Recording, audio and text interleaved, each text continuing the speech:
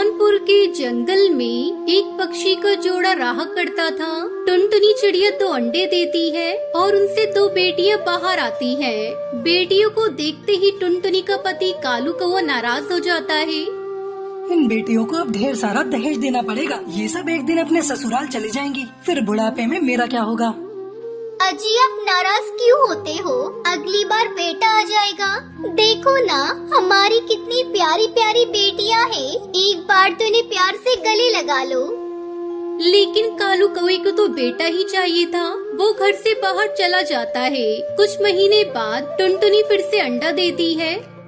तब तक आप लोग हमारे इस वीडियो को लाइक और अगर आपने हमारे चैनल को सब्सक्राइब नहीं किया है तो जल्दी से सब्सक्राइब कर लें और कमेंट सेक्शन में जरूर बताएं कि आपको हमारी ये कहानी कैसी लगी।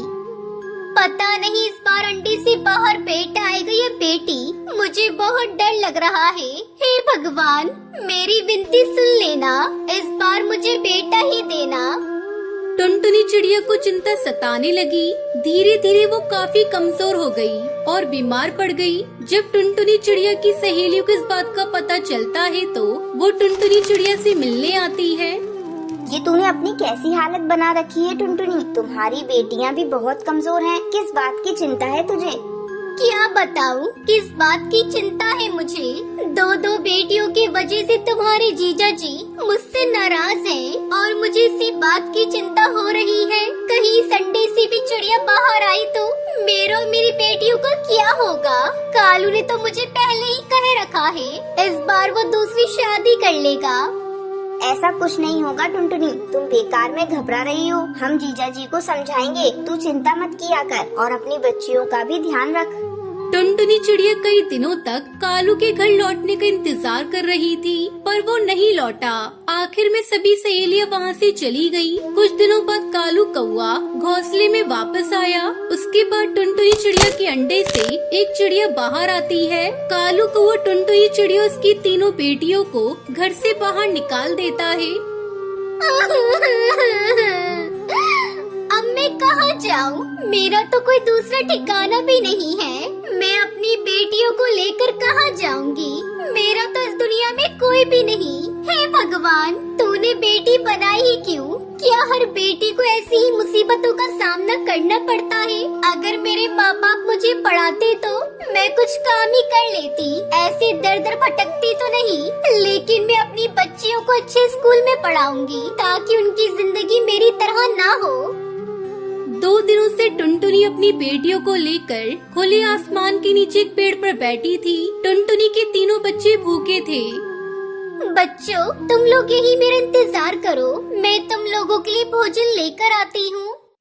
थोड़ी देर बाद जब टुनटुनी भोजन लेकर वापस आ रही थी तभी एक बिल्ली ने उस पर हमला कर दिया। उस हमले में टुनटुनी घायल हो जाती है। ये सब चील देख लेता है और फौरन टुनटुनी चिड़िया को बचाने के लिए आ जाता है। चील बिल्ली पर हमला कर देता है लेकिन बिल्ला चील को भी मार देता है। टुनटुनी चिड़िया ये सब देखकर बहुत रोती है और बिल्ली से कहती है, बिल्लू भैया मुझ पर थोड़ा रहम करो। यहाँ से कुछ ही दूरी पर मेरे बच्चे भूखे प्यासे बैठे हैं। वो मेरे आने का इंतजार कर रहे हैं। भैया आप मुझे एक बार अपने बच्चों को देखकर आने दो। मैं अपने बच्चों को भोजन देकर आ जाऊंगी। मेरा विश्वास कीजिए भैया, मैं जरूर वापस आऊंगी। फिर तुम मुझे खा लेना। अच्छा ठीक है, यही बात है तो मैं तुझे तेरे बच्चों के लिए थोड़ी देर आजाद कर देता हूँ। तू अपने बच्चों को भोजन देकर आ, जब तक मैं तेरे आने का इंतजार करूँगा। याद रख अगर तूने धोखा दिया तो मैं तेरे बच्चों को भी खा जाऊँगा। ठीक है बिल्लू भैया, मैं अभी आती हूँ। टुनटुनी चिड़िया जल्दी से उड़कर अपने बच्चों को भोजन देने पहुँचती है और उनसे कहती है, बच्चियों ये लो खाना, इसे खा लेना और मुझे माफ कर देना। मुझे तुम तीनों को छोड़कर जाना होगा। तुम तीनों एक साथ रहना, कभी भी झगड़ा मत करना और एक दूसरे का ध्यान रखना बेटा। लेकिन माँ आप ऐसी बातें क्यों कर रही हैं? हम आपके बिना नहीं रह पाएंगे, हमें छोड़कर मत जाना माँ।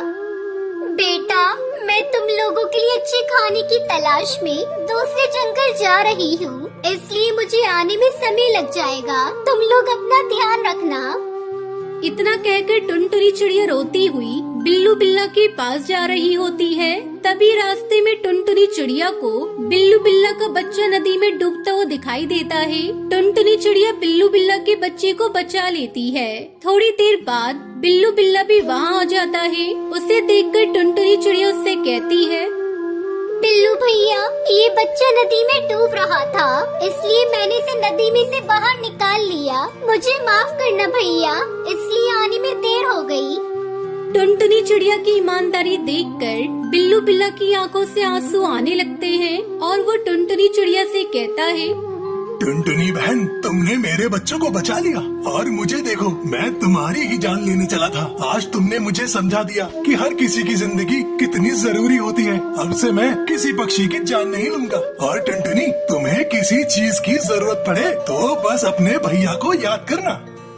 बिल्लू भैया, मेरे पास रहने का कोई ठिकाना नहीं है। मेरे पति ने मुझे घर से बाहर निकाल दिया है। मेरी 3 बेटियां हैं। अगर आप कोई रहने का ठिकाना बता देते तो आपकी बड़ी मेहरबानी होगी। तुमने मुझे भैया कहा है। टुनटुनी, आज से तुम मेरी बहन हो। मेरी कोई बहन नहीं है। मैं तुम्हारी और तुम्हारी बेटियों की रक्षा करूंगा। मेरा एक बहुत बड़ा मशरूम का घर है। तुम अपनी बेटियों के पास जाओ और उन्हें लेकर आओ। आज से तुम मेरे साथ मेरे मशरूम के घर में रहोगी। लेकिन बिल्लू भैया, मैं एक चिड़िया हूँ। क्या मुझे और मेरी बेटियों को आपके परिवार वाले रहने देंगे? मुझे कोई खतरा तो नहीं होगा ना? नहीं बहना, तुम बिल्कुल चिंता मत करो। जब तक तुम्हारा ये भाई जिंदा है, तुम लोगों का कोई बाल भी बाका नहीं कर सकता। फिर टुनटुनी चिड़िया अपनी तीनों बेटियों को लेकर बिल्लू बिल्ला के मशरूम के घर में खुशी खुशी रहने लगती है।